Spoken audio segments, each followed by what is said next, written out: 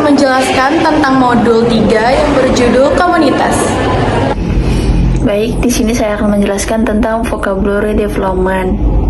Ada words dan meaning, yaitu ice artinya es, icy artinya dingin, cloud artinya awan, cloudy artinya mendung, sun artinya matahari, sunny artinya cerah, wind artinya angin, windy artinya berangin, rain artinya hujan, rainy artinya hujan deras, warm artinya hangat, hot artinya panas, dry artinya kering, winter artinya musim dingin, spring artinya musim semi, summer artinya musim panas, autumn artinya musim gugur, rainy season artinya musim hujan, dry season artinya musim hujan, cold artinya dingin, freezing artinya membeku, winter artinya cuaca, weather forecast artinya ramalan cuaca, foggy artinya berkabut, snow artinya salju, snowing artinya bersalju. Selanjutnya, saya akan menjelaskan satu pengertian singular dan plural nouns. Singular noun adalah kata benda yang menunjukkan satu benda, orang, atau tempat.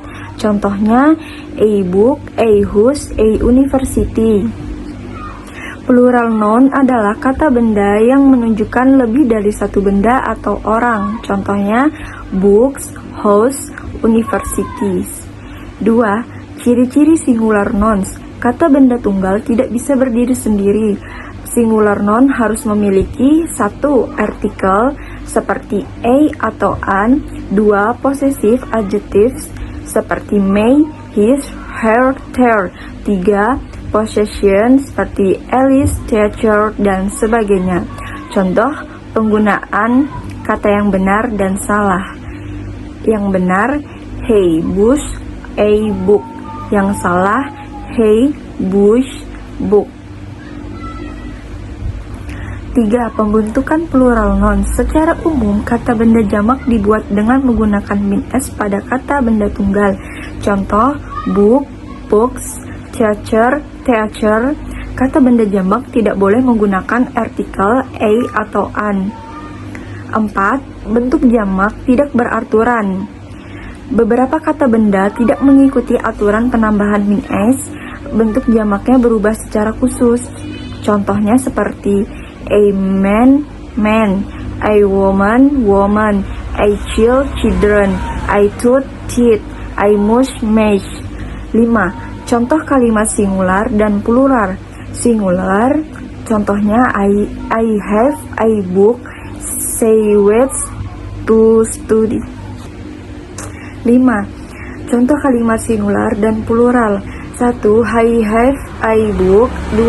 Say went to study in a university. Plural. 1. Say has books. 2. He has visited some universitas. Oke, selanjutnya di sini ada sebuah video. Di dalam video ini ada sebuah gambar sepeda, dan sepeda itu hanya ada satu. Jadi kita harus menuliskan kalimat bikli karena dia hanya menandakan kata benda tunggal.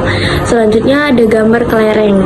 Kelereng ini termasuk ada benda umum, banyak common noun atau bisa juga marbles.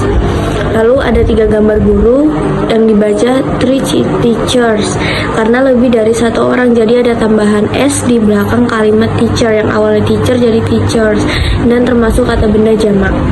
Lalu ada gambar 1 kaki atau a foot, sudah jelas hanya satu dan termasuk kata benda tunggal. Lalu di situ ada 4 wanita atau some woman, termasuk dalam kata benda nomina, majemuk, atau sebuah frasa nomina atau kata benda. Baik, pada kesempatan ini juga saya akan menjelaskan tentang penggunaan there is and there are. Dalam bahasa Inggris tidak ada kata yang secara langsung berarti ada.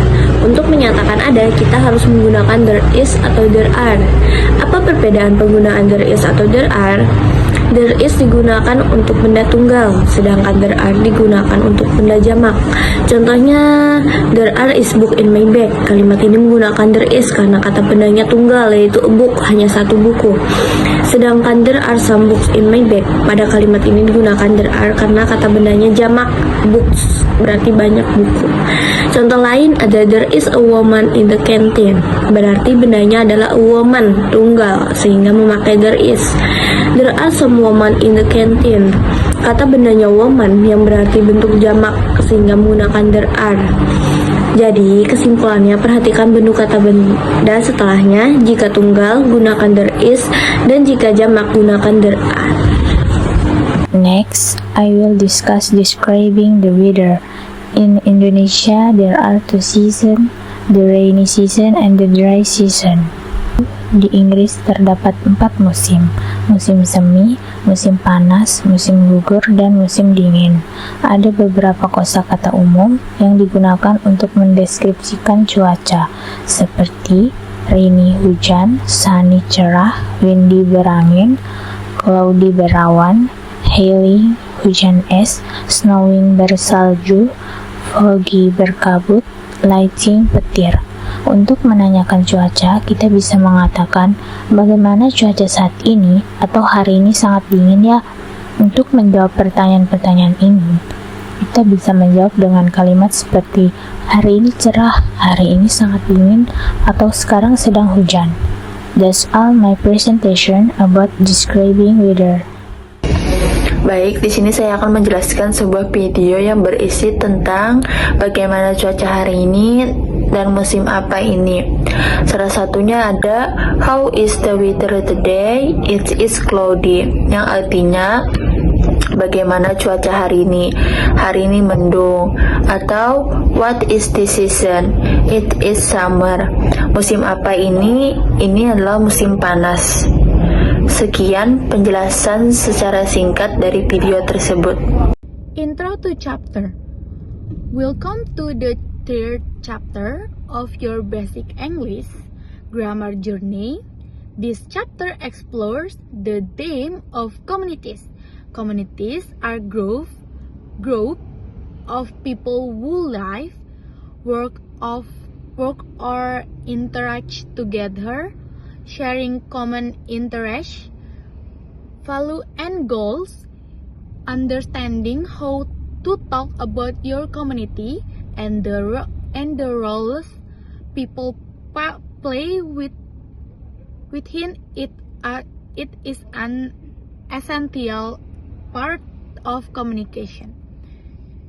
In this chapter, we will focus on the simple present tense, which is crucial for describing the everyday activities and roles within a community.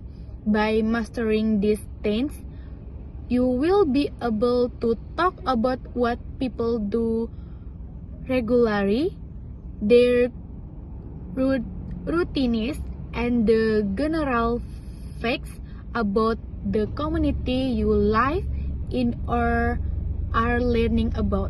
This chapter will guide you throughout. Number 1, reading practice. You will write a short passage about a typical community and answer questions to check your understanding. Number 2, introduce to simple present tense grammar. We will introduce the key rules for forming simple present tenses, focusing on singular and plural subject, verb conjugation, affirmative, negative, and interrogative sentence. Number 3, exercise. You will complete exercise designed to reinforce your understanding of the grammar, concepts, introduce these activities will help you practice forming tense and using the simple present tense in context. The aim of this chapter: encouraging comprehension throughout a phrase about community life. You will practice understanding English text, which will improve your ability to read and comprehend English materials. Introduce simple the recent tense. You will introduce simple the recent tense. You will learn in essential rules for constructing sentence in the simple present tense, focusing on the correct use of verb me with singular and plural subject. Develop communication skills. You will be better equipped to talk about the roles people play in your community and describe activities using correct grammar, enhancing your overall ability to communicate in English. Sekian penjelasan modul 3 dari kami. Wassalamualaikum warahmatullahi wabarakatuh.